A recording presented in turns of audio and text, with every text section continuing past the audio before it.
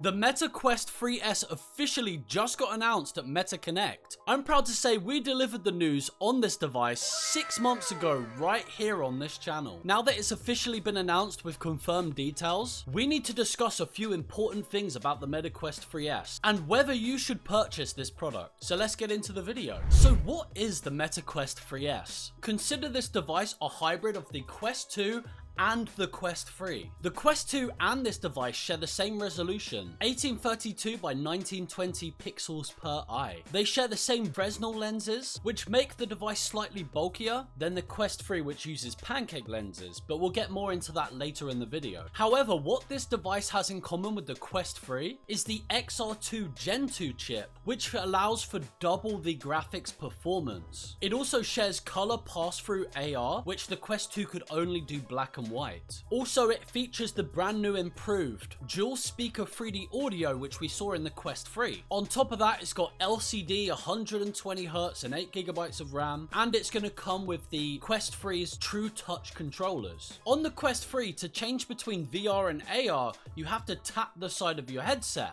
Well, now they've introduced a whole new button located just behind the volume controls that allows you to easily switch between VR and AR. And now for some of the features that this device is missing, such as the 3.5mm headphone jack, which makes sense in hindsight as they added the ability to use microphones via the USB-C for the Quest 3. Also, the IPD adjustment reel found on the Quest 3 isn't present on this device. And on the Quest 2, to change the IPD, you would manually move the Fresnel lenses. And the fact that this device shares the same lenses suggests that it uses the same movement system. Overall, you can see this is a major upgrade compared to the Quest 2 in terms of performance and color pass-through and AR capabilities. But at the same time, you can see it as an affordable downgrade compared to the Quest 3. So the main difference between this device and the Quest 3 is the lenses themselves. So let's talk about it. The Fresnel lenses could be a huge make or break for people. Don't get me wrong, on the Quest 2 they were incredible, but the pancake lenses seen in the Quest 3 are far superior, and for me, worthy alone of the upgrade to the Quest 3. The lenses in the Quest 3S and the Quest 2 have a significant amount of light loss compared to the pancake lenses, meaning the LCDs won't be as bright or offer the same visual clarity. Also, a common thing seen on these lenses is something called the God rays, which are visible outer rings, and it's easily visible on the outer rims of the lenses when looking around. Now, although I pointed out some of the negatives, it worked perfectly well in the Quest 2 and still outperforms a lot of the lower end VR headsets on the market. But there are other benefits to them using these lenses also. Firstly, it will significantly increase the battery life.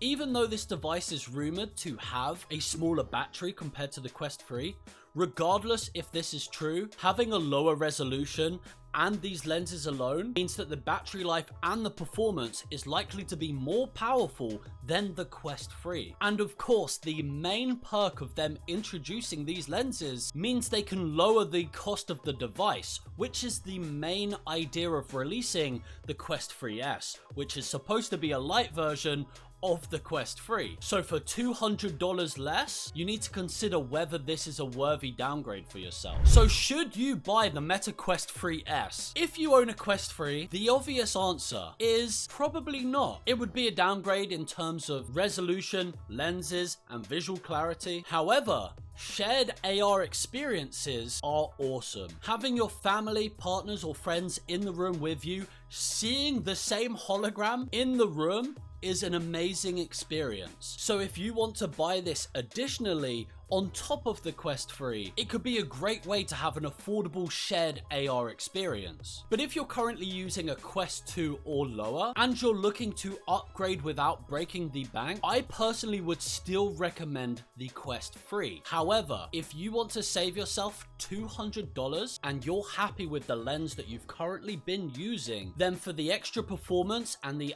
AR capabilities and the $200 less price point, this headset is for you. That that XR2 Gen 2 graphics chip is no joke. It will deliver you so much performance compared to your older device. This logic also applies for people who have never got into VR, which mainly seems to be the demographic that Meta is trying to reach with this headset. A cheaper, affordable, higher graphical AR and VR capable device will allow so many more people to get into the VR and AR space. So to sum that up, if you have the money, purchase the Quest 3. If you're looking for a more affordable option without sacrificing too much, then get the Quest 3S. If you're looking to pre-order this and you want an additional $30 in-store credit as well as the Batman game, and you want to support the channel, then please click the link in the description and pre-order today. I will be unboxing and doing an unbiased, honest review of this device on day one of launch. So make sure to subscribe to stay up to date with VR and mixed reality news. Consider liking if you enjoyed this video, and check out my YouTube Shorts and TikTok account, Lordsi VR, where I'm uploading gameplay of different VR and AR games. And as always,